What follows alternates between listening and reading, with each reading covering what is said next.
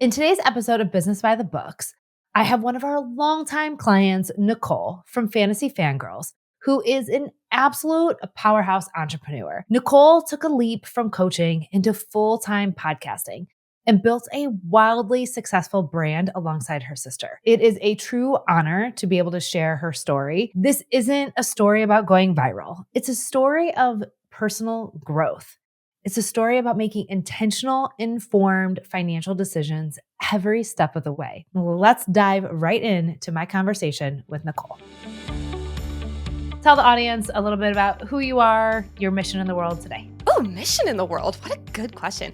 My name is Nicole. I am one half of the Fantasy Fangirls. I host a podcast called, you'll never guess it, Fantasy Fangirls, where my sister and I deep dive fantasy books. We look at the characters, the lore, the theories, the world building, magic systems, all of that good stuff. And we talk about it for like 3 hours every single week, and it's a blast. Mission is such a fun question because it really has evolved. Because originally it was Lexi and I, my sister and I, love when we're able to go beyond just the material itself. So for instance, we started our podcast with a book called Fourth Wing by Rebecca Yarros, and we really wanted something that talked about the dragon types and talked about the magic system of Besgaiath War College and all of these different things. And we were like, nothing like that exists in the world. So we kind of said, well, screw it. What if we created it ourselves? So it started off as how can we get more into this material? How can we like insert ourselves in these magical worlds and not live in reality? And then That's the key right there. It's been great. Let me tell you, I hang out with dragons all day. It's awesome. I'm wearing a shirt that says Dragons versus Wyverns because I'm very passionate about their characterizations. It's funny. But then it really switched as the show started taking off, and we saw the impact that talking about these books in this way had in this community. And it has now created this. I mean, we have almost 500,000 people between our listenership, between our YouTube, our social medias, our fan club membership. And it's just all of these people have come together because they love talking about these books in this way. And it's crazy because the mission has really transformed into, oh my God, look at this community all together. How can we make us all just feel like we have a place in the world? Like reading is such an isolating hobby, It really is. a lot of the time. And we want to take away that barrier because when you love a book so much, you don't want to leave it. And then to be able to talk to someone about it and say, oh my gosh, can you believe what Violet Sorrengail did in X, Y, and Z chapter? It was freaking amazing. To be able to talk to someone about it, it just feels like this new level of kinship. And to see those types of friendships be created has been the biggest gift. I'm kind of going off on a little bit of a tangent, but last weekend I was interviewing an author here in Denver, and there was a whole section of the audience that was just members of our premium membership, our fan club. And I just got to go and sit with them for like 2 hours after the show and just like bip bop around. And they were all just friends with each other, and none of them knew each other prior to Fantasy Fangirls. And that just like I left that feeling like my heart grew 3 sizes that day. That's for sure. That is your mission right there. I love the community piece of that and the instant connection that everyone has together. And it's so true. When I read, I often find myself like trying to tell my husband about the whole book. Oh yeah. Or my daughter, and I'm like, but you don't understand. And he's like, no, I don't understand. He's like, no. She doesn't like to read. So he's like, I really, really don't understand. Because I used to do that with my husband when I would get really into a book. I would just word vomit it at him for like 2 hours. And my sweet golden retriever of a husband would just like smile and nod. And then finally at the end, he was like, why don't you start a podcast where you talk about it? And I was like, no, like absolutely not. I can't do that. And then the irony is it's now my full-time job 2 years later. So here we are. I love it. Well, okay. So maybe you could tell the audience a little bit about your transition. So we watched you transition from one business to another. What made you do that? And what was it like to make that big transition? It's so funny because it was both as easy as breathing and also like saying goodbye to a baby and going to another one. I think those are the 2 biggest ways. Yeah. I'm not a mother, so take that analogy with a big old grain of salt. So what had happened was I was an entrepreneur for about 5 years. I did primarily coaching around perfectionism and goal achieving, because we perfectionists tend to really live in that all or nothing mindset. Yes, we And so, do. it's exhausting. It's so It's exhausting. exhausting. Yes. And so I leaned a lot into that style of coaching where it's like, okay, how can we go after your goals, but without sacrificing your sanity? And as a result, I had a podcast. It was called Imperfect Success. And I loved the podcasting element of it. I did like one-on-one coaching. I did group coaching, but the podcast always kept being that thing that called to me the most. So I did that for 5 years. And then in 2023, at the beginning, I really made this goal for myself to say, okay, I know I love this aspect of the business. What if I made it a bigger part of it? So I started working with someone called Kevin Schmidlin, who worked, who's Grow the Show. He was awesome. And I went to a podcasting conference called Podcast Movement. It was really lucky. It was here in Denver. And all of this is happening at the same time that I had just finished getting married, which means all of my free time that was devoted to planning a wedding with my husband was free time Oh, once again. yeah. And so I decided to pick up this book. It's down here in the corner called A Court of Thorns and Roses. And I had, I feel like a lot of the times in our 20s, we're so devoted to what we quote unquote should read. So it's a lot of nonfiction. So I had been in nonfiction world for forever because, especially with my previous job, I wanted to know the inner workings of a perfectionist brain. So I did lean a lot into like that neuroscience and It's all all that kind of stuff. growth. It feels like productivity. Oh God. Yes. You know what I mean? Like, when you're reading a book like productivity. that, I'm doing something. Yes. And it's like, I feel like this is going to help me and, make me a better person. Mhm. And I was like, you know what? Like, let me just pick up a fun little fantasy book. That sounds delightful.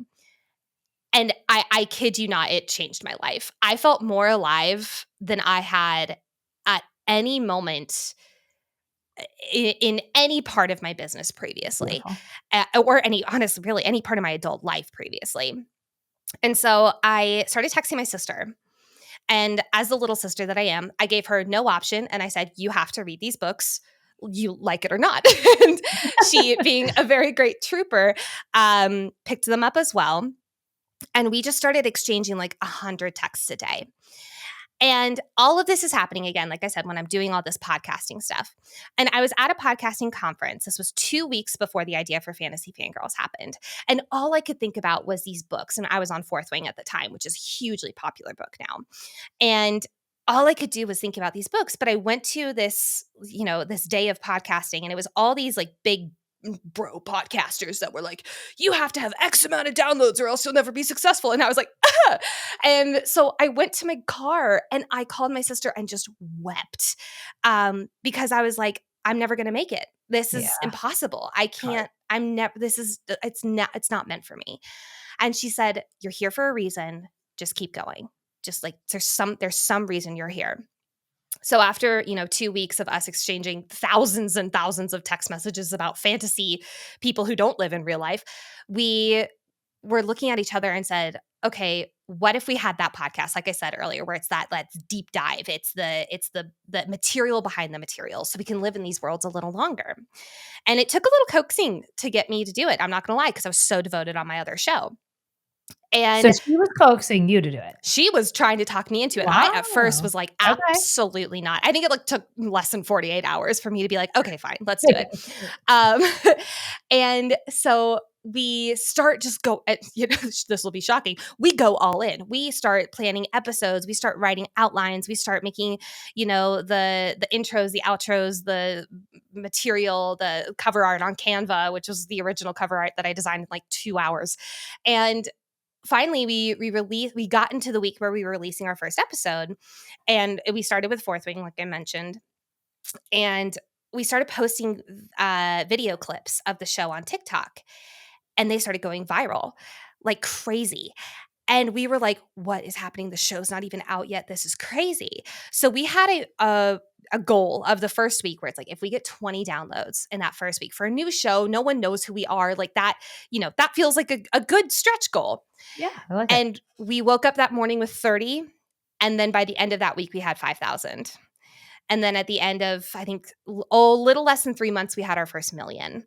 And it was like, holy mother of God, we have something here. So all of this is happening while she's working a freelance job and raising two toddlers at the time. And I am working on my other business and then also building, Fantasy Fangirls with her. And finally, 4 or 5 months later, we were just like, this is really gaining traction. We have enough to replace our income. We are ready to go full time in this and see what happens. And we did. And that was over a year and a half ago. I want to touch on two kind of milestones Mhm. that you mentioned. You had invested to work with Kevin from Mhm. Grow Your Show. That is a rather serious Oh, investment I to make a business. hyperventilated when I got my credit card. I'm going to be straight up honest. So let's talk about that for a second, because I think as business owners, it Mhm. is really difficult to think about investing in that, in the growth of our business. What ultimately allowed you to make that purchase? I think two things. One is I was full time in my previous business, and the funds, I could see where the funds would be replaced if nothing else came about from the show monetary wise. So that was really easy. And it was not right away. I should be very clear. It was several months of replenishing things. And then the second reason was I looked at my goal at the very beginning of the year and I said, what am I missing in order to get from X to Z? And that was a lot of things that I did as a goal coach is I said, okay, where are you right now? Where do you want to go? How do we fill in the gap? And I realized, where am I right now? I'm doing everything quote unquote right, but it's still not working. And I said, where do I want to be? I do want to be making money from the show so that I can have this as more of a part of the business. And then I said, okay, who's going to help me fill in that knowledge gap? Probably someone who's done that a million times would be really Yeah. great. And so I had a few calls with Kevin. I talked to a few people who had been through his program. So I did my research to make sure it was like, this was a good fit for me and it's exactly what I needed at the time. And I want to be very clear. When I first signed up, it was not, okay, start from where you're at and let's keep going. I went back to the effing drawing board. Yeah. I changed the name of the show. I redid almost everything regarding the structure and the outlines. And I, I wasn't so egotistical where I wasn't afraid to go backwards in order to go forwards. And that changed everything. Because if I hadn't gone backwards and started all of that like premise material, I wouldn't have had it fresh in my mind so that when Fantasy Fangirls came up, I was able to do it really quickly with my sister. You're willing to be a student. I was willing to be a student and I was willing to be a beginner, which I feel like Yeah. is really hard after you've been doing something for 5 years. And even implement. One thing Yeah. that we see with our clients is that they'll spend a lot of money on coaching and professional Mhm. development, and they're in a mode where they're always taking in more and not implementing, and it's almost a coping strategy. Well, let me just get more and not implement. So I saw that a lot with my clients and I saw that with especially in the coaching world. I felt like that was like there was always like this more and more and more Mhm. attitude. So what I started doing with anything that I was investing in, I put it in my calendar because I'm just a very type A person like that, where it was like an hour a day or half an hour a day or an hour a week, whatever I would be able to fit in at the time. And I would put it on my calendar to say, here's what you're going to do. So, like, let's say it was module one from Grow the Show. I had it in my calendar for 3 days that week, Grow the Show module one. And because it was smaller, it wasn't work on all things Grow Yeah. the Show. That would have been terrifying. Like, there's so much in it. Or anything with coaching. I said, here's the small thing that I'm going to do. It's on my calendar. I have a space for it. Make the time for it. Because I feel like a lot of the times we as business owners feel like there's a million things for us to do because Mhm. there is. But if we don't make the time for the things that we invested in, then what's the point? Yeah. Yeah. Yeah. Okay, here's the other thing I wanted to tie to in your story was, you guys made the decision to leave your previous business and for your sister to leave her freelance position. There's an emotional kind of background to that, but also financial. Like, you can't Mhm. make a decision like that with both of you having families. So from a financial perspective, how did you go about making that decision and feel confident about that? So, our first month of Fantasy Fangirls, we were floundering. We had no idea what we were doing. We were making no money doing the show. And we started getting approached by talent agencies and ad agencies for the show. And we knew that's the direction we needed to head. We also knew we wanted to create a Patreon, but we just didn't have the time, frankly. And I truly believe this was like universe, God, creation, whoever, just given us a silver platter gift, because my good buddy from college called me up and was like, "Hey, what is happening in your life right now? This is insane." And he worked in the podcast industry, and I told him everything, and he was like, "Great, how can I help? You do not have to pay me. I just want in." And I was like, Oh. "Okay, here you go." Okay. And Tell me twice. it was amazing. So he got us he like set up all the meetings with our agents. He got us booked with one of the top agencies in the world. And also then that agency worked with a network. And then Hayden is his name. He's now our executive producer, but we call him our sanity manager. He's basically the manager of the business now. Hayden then got everything set up on Patreon. So he took us from, oh my God, what are we doing, to, okay, let's start making money doing this, so that as you're growing, you're at least supplementing that and you could do this full time. And so with the three of us all putting our heads together that way, we were able to get enough steady income and steady reoccurring income that we could see, where when we made the decision to switch businesses, it was like, again, I needed those data. I needed that numbers right in front of me. And then I also needed to look at, where is my energy going? Because after Fantasy Fangirl started taking off, I didn't want to work on courses or stuff like that through my other business, because I was just feeling so alive in this other thing. And it was so hard saying goodbye to my clients, because some of them I worked with for years and I adore them deeply. And they're now really good friends. They now read and listen to the show, and it's so Yeah. sweet.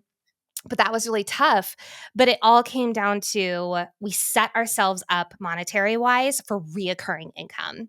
And that was honestly not something we set out to do when we first created the show, but it was something where we were like, okay, how do we make this sustainable? That is one of the biggest things.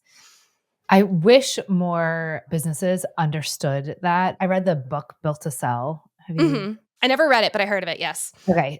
John Warlow, amazing concept around building a business. And one of the number one strategies within that is to build reoccurring revenue, Yeah. so that you can make really important personal and business decisions, and then knowing what your operating expenses were. So how did you kind of back into that number of like, all right, this is the revenue number I need to be able to say, okay, I'm ready? I wanted it to match or beat my coaching revenue.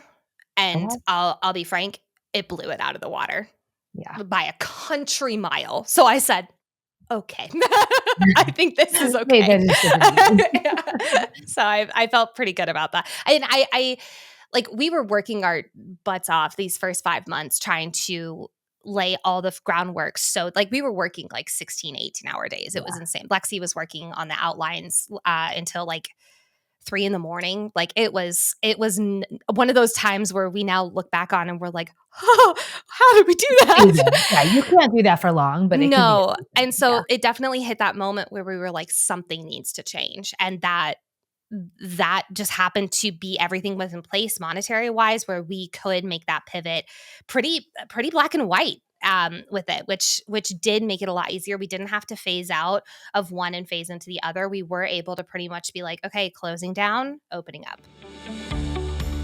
Before we continue, a quick favor. If you found value in this show and want us to keep growing with bigger guests and more strategies, please rate and review on Apple or Spotify. It really helps. Thanks for listening.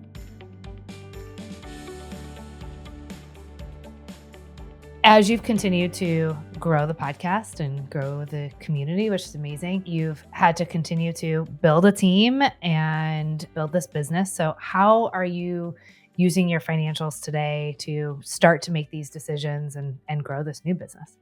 So with our show, it's interesting because it doesn't have seasons necessarily, but we do have seasons, because as we cover a book, there is a certain listenership that is listening solely for that book, and then they'll dip away and then they'll come back, especially as the series continue. Okay. Mm-hmm. So we know, okay, whenever we cover this type of book, we know we're going to have a bump in listenership, which typically means a bump in revenue as well. We know that when we're covering a book that maybe doesn't have quite that bump in listenership, we need to focus those extras on, whether it's live appearances or live shows or stuff like that, where it is like, I'm not going to say supplementing, but putting our energy into different pockets of the revenue. So several things. Number one is at the end of the year, we did a huge financial meeting where it was like, okay, if we make the same amount that we did last year, it would be this amount. If we grow 10%, it would be this amount. If we grow 25%, it would be this amount. And I'll say I think we've already grown well over 25%. So seeing that amount and knowing, okay, those are the numbers that we're dealing with this next year. Obviously, how much do we want to take home? And then where are areas of the business where it is like, okay, we can let go of this. So for instance, we actually just hired a amazing. I love her so much. A community assistant, and we call her the sanity manager's sanity manager. So she is, because we're very, very proper over here at Fantasy Fangirls. So the sanity manager's sanity manager, she deals with a lot of like the ins and outs of every single day that, quite frankly, we just couldn't get to, like a bunch of emails or fan emails, or we get things called ARCs, or advanced reader copies, from a lot of publishers. And so, which is amazing. And we're so lucky to be in that position. And so she feels all of those, and you're sending them the correct addresses and all of this kind of stuff. So having her was like, it finally boiled down to, where do we feel like things are slipping through the cracks, and who do we need to make that happen? And this, we put out a call to an application. We had 3,000, a little over 3,000 people apply, which was a lot to go through, but we felt so lucky, and we narrowed it down to this amazing, amazing person who's just kicking absolute butt. We knew that social media was something that was starting to, we have, I think 225,000 or something like that on Instagram. So we knew having someone to be a community manager on there was really important. Then also in these outlines, there's 60 pages every single week. That leads to about 22,000 words, 19 to 22,000 words, which is a short novella every single week. And we got tired. And so having someone now who is our outline content researcher, who goes in and does the first few drafts of a few different areas, and that saves us a bunch of different hours. So it's the very long-winded answer to your question is, we looked at what were areas of the business that were either slipping through the cracks or sucking too much time and energy out of ourselves that we did not have to do.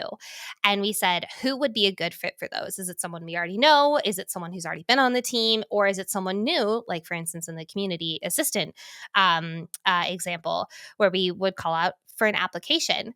But it's very important to us that as we're looking at these 1099 contractors, to give them a very fair wage, especially as they are fans of the show. Like it is deeply important to us to give back and give back and give back. And this is one of those ways that we looked at that. And so we crunched some numbers. We said, what's the max they could be doing every single month? What is the max that would be? And then we looked and made sure the money was there. And if it was, and the need was great enough, we said, hey, you're hired.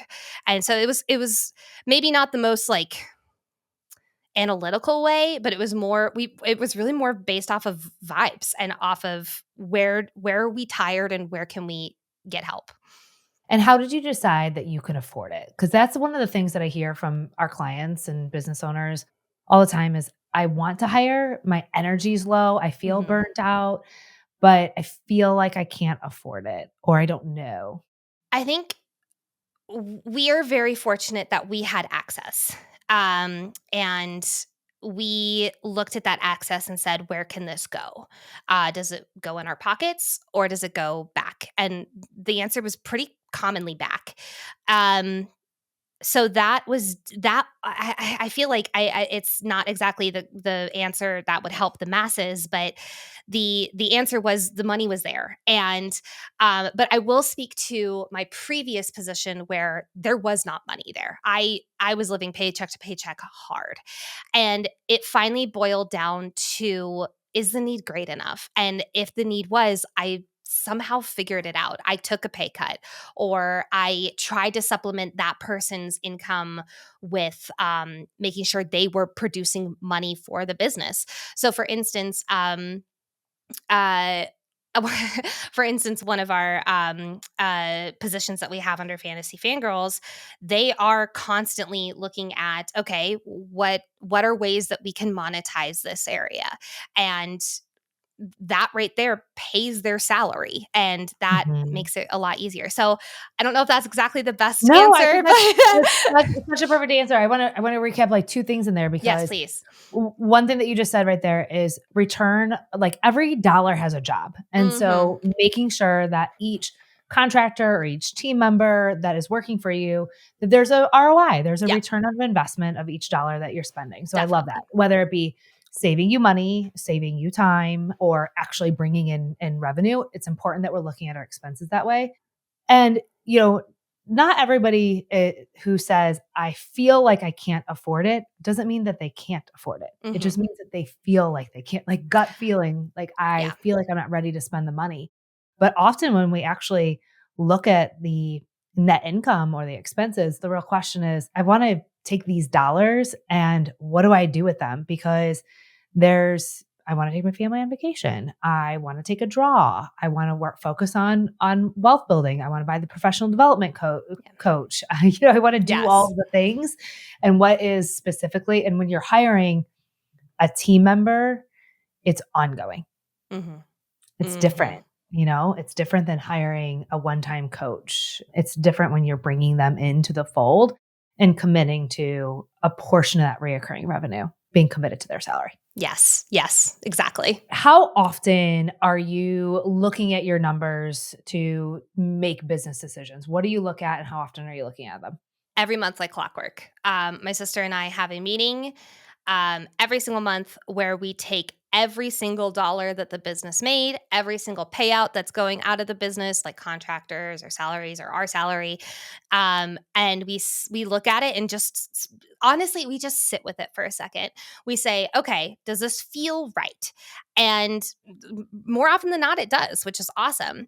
Or we are also we have it categorized where it's like, okay, here's the total that we made, but here's the individual areas in every single area that we made. So we're able to see, oh, hey, during this book series, we had a huge bump in fan club members. So that number went up. Or social media content really contributed to this amount from sponsorships through that platform. Okay, amazing. So it's more so not to make decisions, but it's to make sure we're looking at the numbers and make sure things are looking right. Because I'll be honest, that's not something I did with my previous position because I was too scared, and I now with so many people under me, it's like, buckle up, buttercup, like scared or not, you're doing this. And so that helps a lot to know that, okay, like it helps me feel like there's a purpose behind every single thing that we do. And there is that ROI as well. Yeah. I know you didn't call it CEO time, but that's like what I think of Yes. as like I'm taking time out of the business. And that's why I encourage so many of our clients to like book their call with their money team. Like take that moment. And I want to hear about how it's working out to have your sister as your partner. But Yeah. like if you don't have that person in your business, make sure that you have somebody to take that time out to be able to talk about what's working, what's not working, what do the numbers look like, and does it feel right, and do you want to continue to do it? I feel like it's so intimidating when you're solo. That is something I wish I had done more when I was a solo entrepreneur is, like, and it's truly just because I was like, "Oh, I feel stupid." But, like, every single time I'd hop on a meeting with one of my accountants under Kickstart, I never felt stupid. I just would ask questions, and I'd be like, "I don't care if this is a stupid question," and Sarah would be like, "Shut up, Nicole. It's a fine question. You're good." It's a good And question. exactly, and it's like, I wish I would have taken up a little bit more of that time where it's like, "Okay, like, let's let me do this with you." So it's like, I felt like I had a buddy to work off of.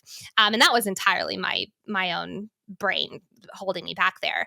But I'm But glad you shared that because yes, that's a lot of people will say the same thing book is a I call with your accountant. Do it.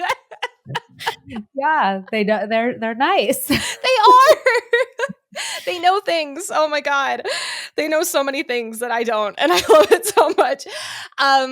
But so you mentioned working with Lexi and working with my sister. Yeah, let's hear about that. I talk to a lot of other book community members who own a business and they are solo.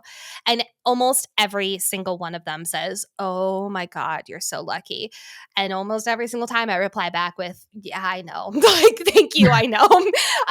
Because I don't take it for granted, neither does she. It's such a hard world being an entrepreneur. And it is already so individualized and lonely. And so when I do hop on these calls with my sister, we're talking through everything. We are talking through exact numbers. We're both looking at the spreadsheets. We're both in the every single detail of things. And it makes it so much easier because you don't feel alone. And it also makes it easier because her and I are very yin and yang to each other. She comes from the corporate world, like hardcore. Interesting. Okay. I don't. I barely remember what corporate life was like. And she has a lot more of that marketing, that PR brain, whereas I have a lot more of the scrappy, the production, a lot more of the creative side. I went to school for musical theater, so a little bit more of that on camera. I tend to do a lot more on camera stuff through like a social media or stuff like that. And the irony is that I've dragged her into the spotlight so hard, and she came kicking and screaming lovingly. And we really balance each other out with it, so that as we're looking at these numbers, I tend to be a little bit more impulsive. I'll just go ahead and call myself out, whereas she is very thoughtful. And it gives us that pro-con list to look at it from all sides, which is really helpful. Well, I'm so glad to hear that that's working out Me well. too. And you're right, entrepreneurship is so lonely. And I think that's why I encourage entrepreneurs to hire before they need to hire, because it starts to build that team of support, whoever it might be, whatever your strong suit isn't, whether it be bookkeeping, tax, marketing, your ads, social media, having somebody in production, editing your podcast, like whatever your weakest link is, to have that person to come in and be an expert in your business to create a world in entrepreneurship that doesn't feel so lonely. Yes, exactly. Like I don't know how I did 5 years of not being able to like hop into we have a Discord, which is basically our Slack. Hop into our Discord and say like, "Good morning, team. Like, how's everyone doing today?" Like I missed that so much. And it's just a little element of community, even in the harder decisions or in the, "Hey, I'm going on a walk. I'll talk to you guys in a minute." Like that is so important. And it helped a lot. I'll be real. Yeah, that's awesome. Yeah. All right, what's next for you guys? Like when you think about your big goals, what's next? A million of them. Some I can share on air and some I can't. So as a business, the big things are we're looking at bringing other shows under our network. So having a few shows devoted to some other elements of fantasy or some other conversations that we're just frankly we're not able to have just due to time, that I'm so excited about. Yeah, that sounds amazing. On a personal business note, so like whenever I say personal business, that means I'm just not doing it with Lexi. It just means it's her and I doing it separately. We were both in the process of writing our own books, and so I'm working with our talent agency and our book agent and a developmental editor, and nose into pages and pages and thousands of words, which is the hardest thing I've ever done. That's very different from being a podcaster. So. It is, and I'm so grateful I'm doing it. And I'll be real. At first, I was trying to get it like really, really fast, and I think that I realized, okay, in my sanity, I don't think that produces my best work. I'm not in the main character's brain as easily when I'm flooring it on the gas, even though that is very much the type of character I'm working on. So I'm easing up a little bit, but working with my book editor has been a huge help because, like we've been saying, having someone to bounce ideas off of, their job is literally to ask me questions that make me think about characters in a different way. So that is something that is on the horizon. I'm hoping to finish that. I won't say a date. Never mind. Yeah. I was like, I shouldn't do that. And then there's a few other things that we have in the pipeline that are hopefully going to be the next year. We're really wanting to do more live shows and get out of Colorado a little bit more because we have so many fans overseas or on the East Coast and all of this stuff. And then we are also going into our con season. So a bunch of different conventions, and we're interviewing some amazing authors, and I can't wait. Yeah, that's going to be so much fun. That's so exciting. All right. What's one piece of advice that you can leave to somebody who's listening, who's maybe struggling in their business or is in growth season, and you've been in both kind of seasons of business? So maybe one for each. I was going to say, I can't do one. I'm going to have to do two. Okay. For the person who's in the struggle season, who maybe feels like the Sunday scaries are starting to get them, or they're starting to feel bogged down by feeling like they're on a hamster wheel.